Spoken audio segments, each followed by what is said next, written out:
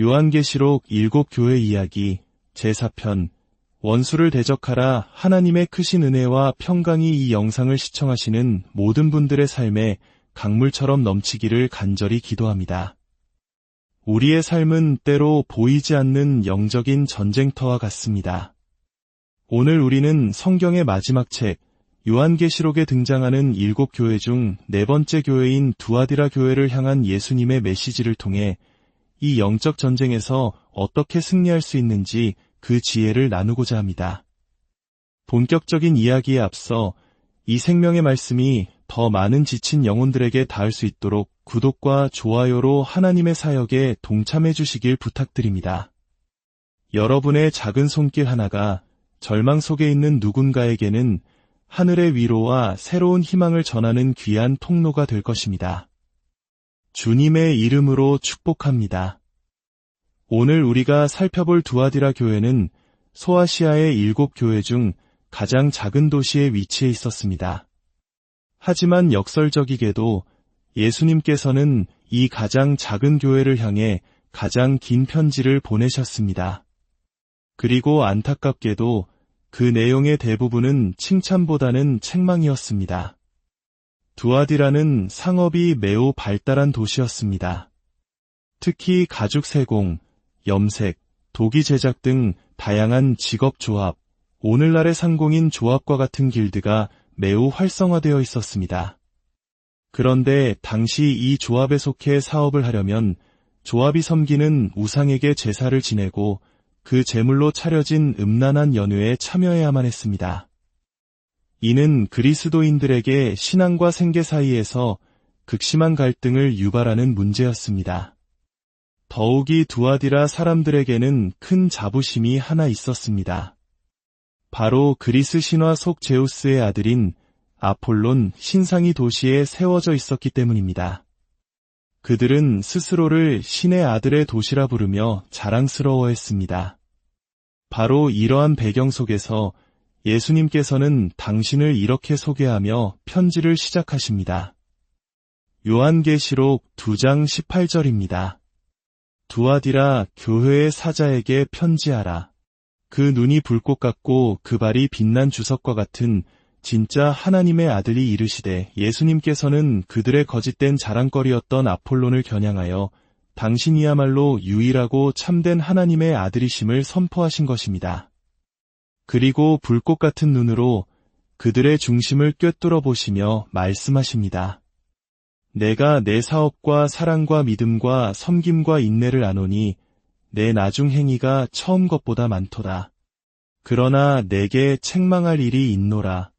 자칭 선지자라 하는 여자 이세벨을 내가 용납함이니 그가 내 종들을 가르쳐 꿰어 행음하게 하고 우상의 제물을 먹게 하는도다. 또 내가 그에게 회개할 기회를 주었으되 자기의 음행을 회개하고자 하지 아니하는도다. 볼지어다 내가 그를 침상에 던질 터이요 또 그와 더불어 간음하는 자들도 만일 그의 행위를 회개하지 아니하면 큰 환난 가운데에 던지고 또 내가 사망으로 그의 자녀를 죽이리니 모든 교회가 나는 사람의 뜻과 마음을 살피는 자인 줄 알지라. 내가 너희 각 사람의 행위대로 갚아주리라. 두아디라 교회는 사랑도 많았고 믿음도 있었고 선한 행실도 점점 더 많아지는 훌륭한 교회였습니다.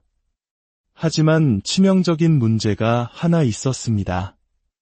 바로 거짓 가르침을 퍼뜨리는 이세벨이라는 존재를 교회 안에 용납하고 있었다는 것입니다.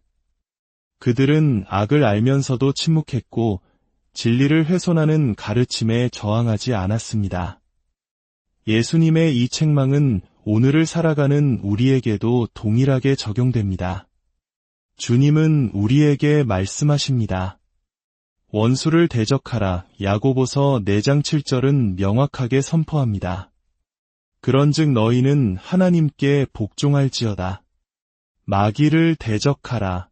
그리하면 너희를 피하리라. 만약 우리의 삶에서 마귀가 떠나가지 않고 계속해서 우리를 괴롭히고 있다면 우리는 둘 중 하나를 점검해야 합니다.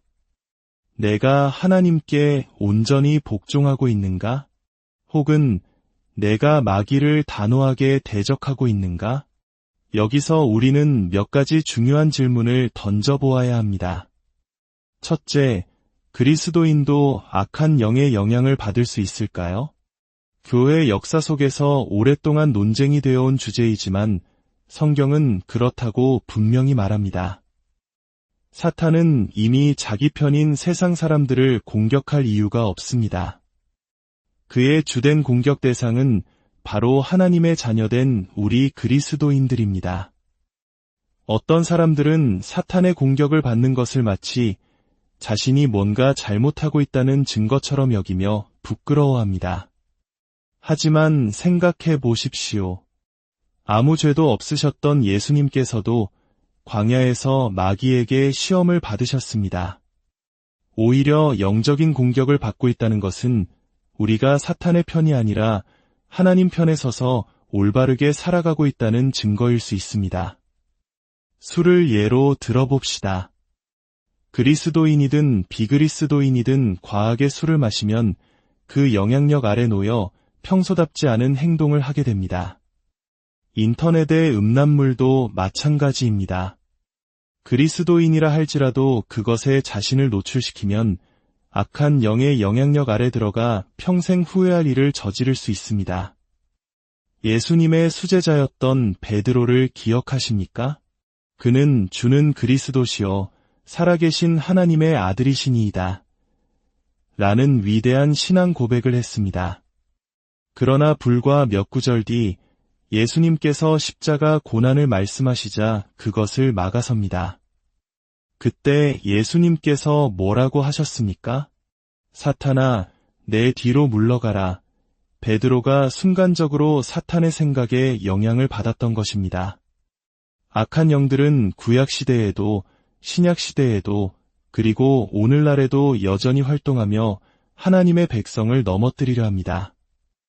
디모데전서 4장 1절은 마지막 때에 어떤 사람들이 믿음에서 떠나 미혹하는 영과 귀신의 가르침을 따르리라고 경고합니다. 우리는 영적인 실체를 직시해야 합니다. 둘째, 그렇다면 내가 지금 영적인 공격을 받고 있다는 것을 어떻게 알 수 있을까요? 그 징후는 무엇일까요? 성경은 몇 가지 뚜렷한 징후를 보여줍니다. 구약의 위대한 선지자 엘리야의 이야기를 통해 7가지 징후를 살펴보겠습니다.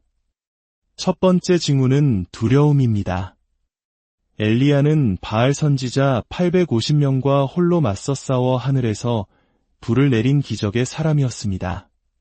그러나 이세벨 여왕이 내일 이맘때쯤에는 반드시 내 생명을 저 사람들 중 한 사람의 생명과 같게 하리라고 협박하자 그는 목숨을 부지하기 위해 도망쳤습니다. 하나님의 위대한 선지자조차 극심한 두려움에 사로잡혔습니다. 만약 까닭없는 두려움이 당신의 마음을 지배하고 있다면 그것은 영적 공격의 신호일 수 있습니다. 두 번째 징후는 우울감과 죽고 싶은 마음입니다. 광야로 도망친 엘리야는 로뎀 나무 아래에 앉아 이렇게 기도합니다. 여호와여, 넉넉하오니 지금 내 생명을 거두시옵소서. 그는 깊은 우울감에 빠져 죽기를 간청했습니다. 혹시 지금 삶을 포기하고 싶은 생각이 든다면 그것은 여러분이 약하거나 나쁜 사람이어서가 아니라 원수의 공격을 받고 있다는 증거일 수 있습니다. 절대로 혼자 힘들어하지 마십시오. 세 번째 징후는 탈진입니다. 영적 공격은 우리의 육신을 극도로 피곤하게 만듭니다. 엘리야는 먹고 마신 후에 다시 쓰러져 잠들 만큼 지쳐 있었습니다. 하나님께서는 천사를 보내 그에게 숯불에 구운 떡과 물을 먹이시며 그를 회복시키셨습니다. 영적으로 지칠 때는 육적인 쉼과 영양 공급도 매우 중요합니다. 네 번째 징후는 질병입니다. 물론 모든 질병이 영적 공격의 결과는 아닙니다. 하지만 성경은 이세벨을 따르던 자들을 침상에 던질 것이라고 말하며 영적인 죄가 육체의 질병으로 이어질 수 있음을 보여줍니다. 특별한 이유 없이 반복되는 질병으로 고통받고 있다면 영적인 점검이 필요할 수 있습니다. 5번째 징후는 부도덕한 유혹입니다. 이세벨은 하나님의 종들을 꾀어 행음하게 했습니다. 이 꾀다라는 말은 정도에서 아주 살짝만 벗어나 보라고 속삭이는 것을 의미합니다. 간음은 하지 마. 그냥 저 사람과 약간의 썸만 타보는 거야. 딱 한 번만 보는 거야. 아무도 몰라. 이렇게 경계선을 무너뜨리려는 유혹이 강하게 느껴진다면 원수가 당신을 공격하고 있는 것입니다. 6번째 징후는 깊은 불안감과 낮은 자존감입니다.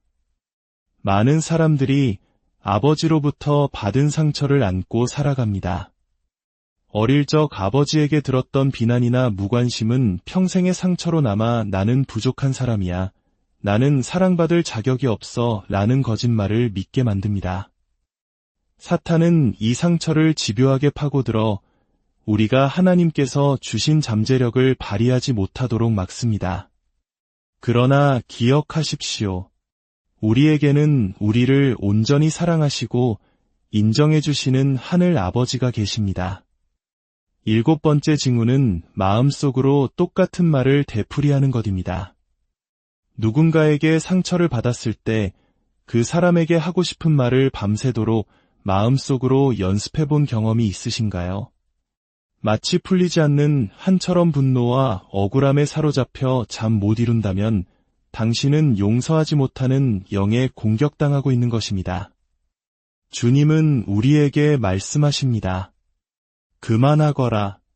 내가 너를 용서한 것 같이 너도 그를 용서하라. 마지막으로 이 공격에서 벗어나려면 어떻게 해야 할까요? 그 해답은 야고보서 4장 6절과 7절에 있습니다.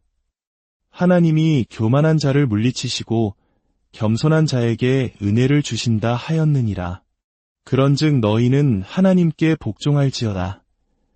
승리의 열쇠는 바로 겸손과 복종입니다. 여기서 겸손이란 단순히 자신을 낮추는 태도를 넘어 나와 다른 관점을 가진 믿음의 형제자매에게 기꺼이 도움을 구하고 그들의 조언에 귀를 기울이는 것을 의미합니다. 내 상처와 내 생각에만 갇혀 있다면 결코 헤어나올 수 없습니다. 겸손하게 자신의 연약함을 인정하고 공동체의 도움을 청할 때 하나님의 은혜가 부어지기 시작합니다. 마가복음 5장에는 군대 귀신 들렸던 한 남자의 이야기가 나옵니다. 그는 무덤 사이에서 살며 밤낮으로 소리를 지르고 돌로 자기 몸을 해치고 있었습니다. 수많은 쇠사슬로도 그를 묶을 수 없을 만큼 강력한 어둠에 사로잡혀 있었습니다. 아마 이 자리에 그 사람만큼 심각한 고통과 속박 가운데 있는 분은 없을 것입니다. 그런데 그가 멀리서 예수님을 보자 어떻게 했습니까? 성경은 그가 달려와 절했다고 기록합니다. 여기서 절하다라는 헬라어 프로스키네오는 단순히 허리를 숙이는 것이 아니라 땅에 완전히 엎드려 상대방의 발에 입을 맞추는 최고의 경배 행위를 의미합니다. 수천의 귀신도 그가 예수님께 나아가 겸손히 엎드려 경배하는 것을 막지 못했습니다. 이것이 핵심입니다.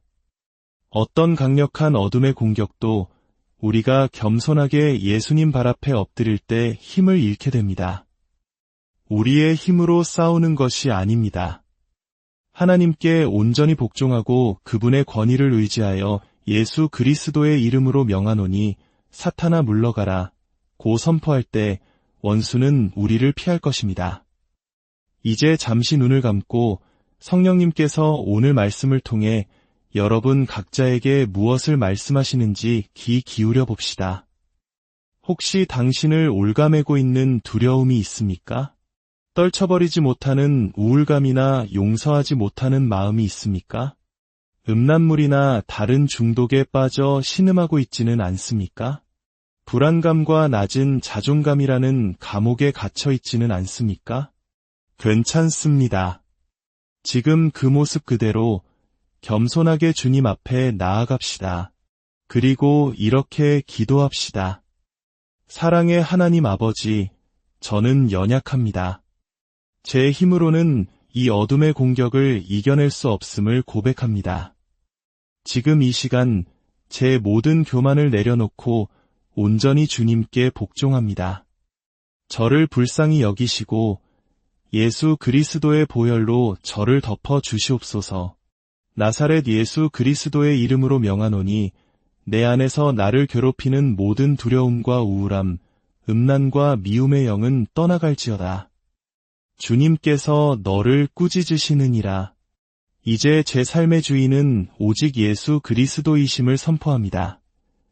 주님, 이 기도를 드리는 모든 당신의 자녀들을 축복하여 주시옵소서. 사탄의 모든 공격으로부터 지켜주시고 자유와 기쁨을 회복시켜 주시옵소서. 승리는 우리에게 있는 것이 아니라 우리를 위해 싸우시는 주님께 있음을 믿습니다. 오늘 말씀을 통해 다시 한번 영적인 무장을 하고 주님 주시는 힘으로 날마다 승리하는 복된 한 주 되시기를 예수 그리스도의 이름으로 간절히